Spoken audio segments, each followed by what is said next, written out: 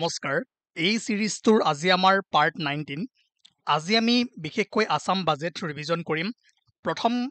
Major যিবোৰ announcement আছে আৰু ফ্লেগশিপ স্কিমছ আছে তাৰ ওপৰত আমি পঢ়িবলৈ ট্ৰাই কৰিম তাৰ পাছত আমি বাজেটৰ যিখিনি আৰু ইম্পৰ্টেন্ট বস্তু আছে সেইখিনি পঢ়িবলৈ ট্ৰাই কৰিম আৰু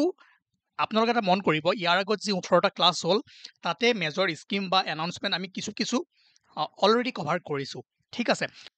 B3 ইকনমিক কৰিডৰ বা Bhutan Bodoland bay of Bengal economic corridor Assam budget 2025-26ত ইয়াক এনাউন্স কৰা হৈছিলে আৰু this corridor aims to improve logistics connectivity between Bhutan and India linking the region with Jogighopa and Phulbari আৰু এই কৰিডৰটোৰ পৰা ভূটান আৰু ইণ্ডিয়াৰ মাজত ট্ৰেড ট্ৰান্সপৰ্টেশ্যন এইবোৰ এফিচিয়েণ্ট হ'ব লগতে ইকনমিক এক্টিভিটিজ বুষ্ট হ'ব হয়নে আৰু এই পইণ্টটো মনত ৰাখিব যে the budget also' includes plans to create a special economic zone in Jogi-Ghopa. তাৰ পাছৰ মেজৰ এনাউন্সমেন্ট হ'ল যে boosting diary growth in Assam তাৰ কাৰণে অসমৰ তিনিটা ঠাইত যোৰহাট ধেমাজি আৰু ডিব্ৰুগড়ত মিল্ক প্ৰসেসিং প্লান্ট স্থাপন কৰা হ'ব আৰু ইয়াৰ পৰা 18,000 ফাৰ্মাৰ্ছে বেনিফিট লাভ কৰিব আৰু এটা কথা মন কৰিব যে যিসকল ফাৰ্মাৰ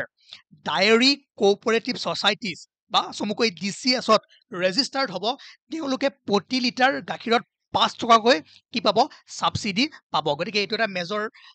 এনাউন্সমেন্ট হয় মেইনলি এই ঠাইকেইখন মনত ৰাখিব তাৰ পাছত যদি চাই এইটো যে সন্মানপূৰ্বক শেষ গমন সুধিব পাৰে কেতিয়াবা যে সন্মানপূৰ্বক শেষ গমন এই ইনিচিয়েটিভটো কিহৰ লগত জড়িত এইটো মনত ৰাখিব যে আমাৰ অসমৰ যিসকল ব্যক্তি অসমৰ বাহিৰত ভাৰতৰ যিকোনো ৰাজ্যত মৃত্যু হয় তেওঁলোকক কি কৰিব তেওঁলোকৰ মৃতদেহ সন্মান সহকাৰে নিজ ৰাজ্যলৈ বা অসমলৈ ঘূৰাই আনিব সকলোবোৰ চৰকাৰী কষ্টত ঠিক আছে so government of Assam will বিয়াৰ অল এক্সপেন্সেস অফ সাচ ট্ৰান্সপৰ্টেশ্যন ঠিক আছে এই বস্তুটো বুজি পালে সন্মানপূৰ্বক শেষ গমন এইটো ইম্পৰ্টেন্ট ষ্টাৰ মাৰ্ক মাৰি থৈ দিয়ক যত নেক্সট ইম্পৰ্টেন্ট এনাউন্সমেন্ট কৰাৰ আগতে মই কওঁ যে আপোনালোকে এই PDF খিনি যদি ল'ব বিচাৰে তেনেহলে 149 rupeesত পাব ইয়াত যি লিখা আছে সকলোবোৰ পাব লগতে এই সিৰিজটোৰ PDF সমূহ আপোনালোকে মাৰ্জ PDF পাই যাব PYQ সমূহ পাব লগতে যিমানখিনি লিখা আছে সকলোখিনি পাই যাব ঠিক আছে কন্টাক্ট কৰক আৰু যেহেতু সময় কম আছে যিমান পাৰে সোনকালে ল'বলৈ চেষ্টা কৰক তাৰ পাছত প্ৰটন থেৰাপি চেণ্টাৰ এইটো আপোনালোকে জানে যে proton therapy centre at the state cancer institute Guwahati this will be the first সাচ ফেচিলিটি ইন ইষ্টাৰ্ণ ইণ্ডিয়া চাওক first facility in eastern India and third in the India এইটো মনত ৰাখিব ঠিক আছে ক'ত হ'ব এইটো আপোনাৰ ষ্টেট কেঞ্চাৰ ইনষ্টিটিউট গুৱাহাটীত এইটো বাজেটত ঘোষণা কৰিছিলে এই বস্তুটো মনত ৰাখিব দেন আসাম সেট আপোনালোকে নিশ্চয় পাইছেই মাজতে নিউজতো আছিলে বহুতখিনি কিবা কিবি কন্ট্ৰভাৰ্সি চলি আছিলে বাৰু এইবোৰ পলিটিকেল মানে এংগেল আমাৰ সেইবোৰ কথা বাদ দিয়ক ঠিক আছে in collaboration with in space of the Department of Space Government of India we would like to মানে কোনে ফাইনেন্স মিনিষ্টাৰে কৈ আছে মই স্পেচটো ডাইৰেক্ট উঠাই আনিছো ইয়াৰ অকণো চেঞ্জ কৰিবলৈ সময় নহল set up our own satellite Assam set to ensure a continuous reliable flow of data for the implementation of critical socio-economic projects লগতে মনত কৰিব যে এই বস্তুটোৱে এই আসাম সেটে ক'ত হেল্প কৰিব এগ্ৰিকালচাৰ ডিজাস্টাৰ মেনেজমেন্ট হয় না ইনফ্ৰাষ্ট্ৰাকচাৰ ডেভেলপমেন্ট আৰু বৰ্ডাৰ সিকিউৰিটি এই সকলোবোৰ ক্ষেত্ৰতে ইয়াৰ পৰা হেল্প হ'ব ইম্পৰ্টেন্ট হয় এই পইণ্টখিনি মনত ৰাখিব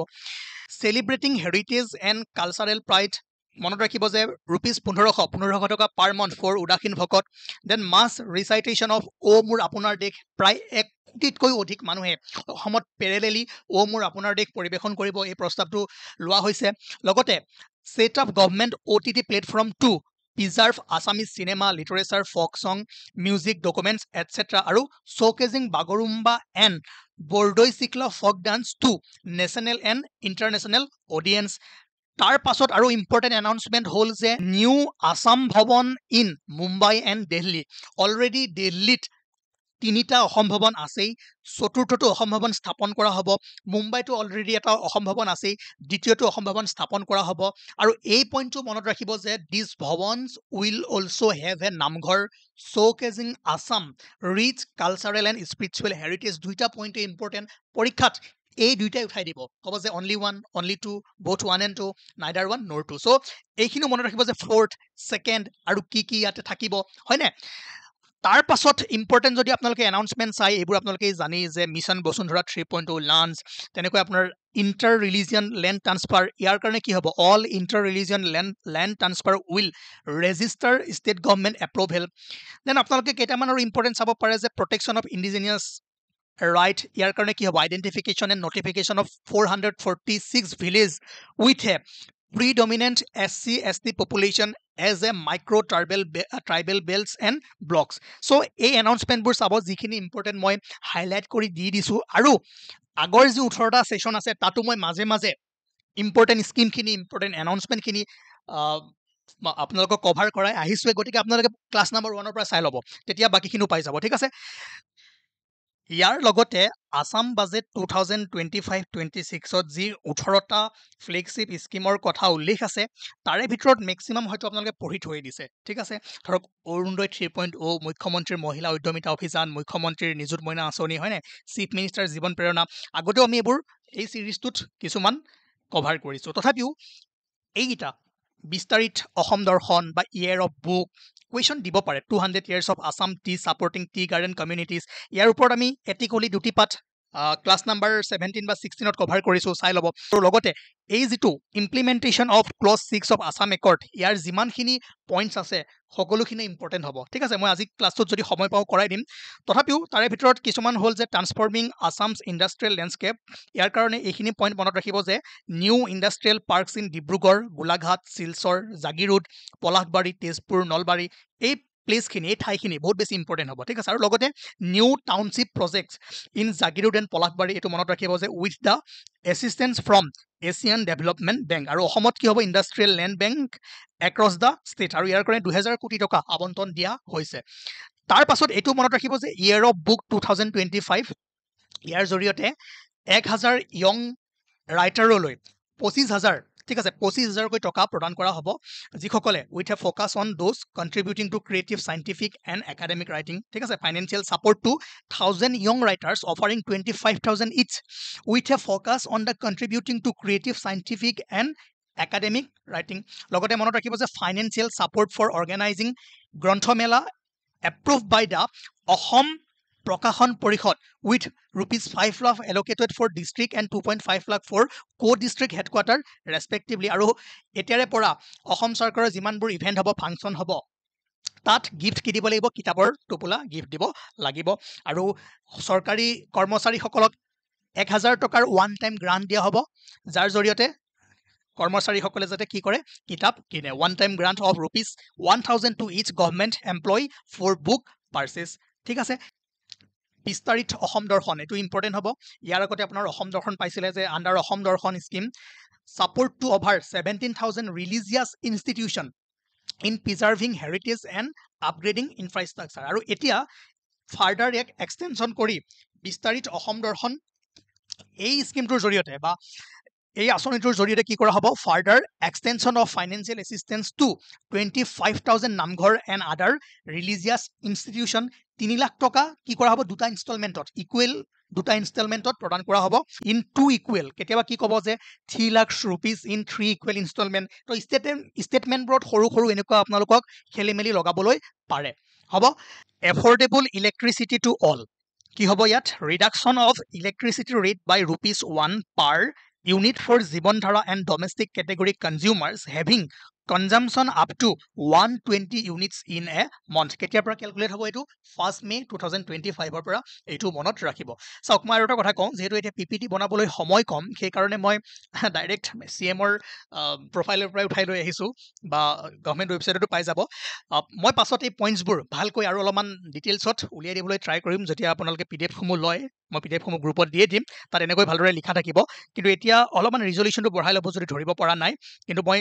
ভালদৰে বনাই দিম চিন্তা কৰিব নালাগে ঠিক আছে যিসকলে আমাৰ গ্ৰুপত আছে পিডিএফ পাৰ্চেছ কৰিছে তেওঁলোকক মই উলিয়াই দি আছো আদাৰৱাইজ আপোনালোকে পঢ়ি থৈ দিছে জাষ্ট ৰিভাইজ কৰক হ'ব বন মিত্ৰ অভিযান যদি আপোনালোকে ভালদৰে ধৰিব পৰা নাই পইণ্টছবোৰ মই কৈ দিছোঁ শুনি যাওক ঠিক আছে ইয়াৰ আণ্ডাৰত Gaj Mitra scheme in the 5 most human elephant conflict prone district এই ডিষ্ট্ৰিক্টখিনি মনত ৰাখিব গোৱালপাৰা ওদালগুৰি নগাঁও বাক্সা শোণিতপুৰ কি কৰা হ'ব যে AI বেছড কেমেৰা লগোৱা হ'ব হাতীৰ ৰিয়েল টাইম মুভমেণ্ট ট্ৰেক কৰা হ'ব তাৰ পাছত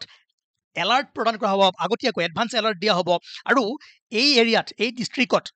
এডভান্স প্ৰকিউৰমেণ্ট, তাত যি শস্য হ'ব সেইটো যাতে এডভান্স প্ৰকিউৰমেণ্ট কৰিব পাৰে তাৰ ব্যৱস্থা গ্ৰহণ কৰা হ'ব, যাতে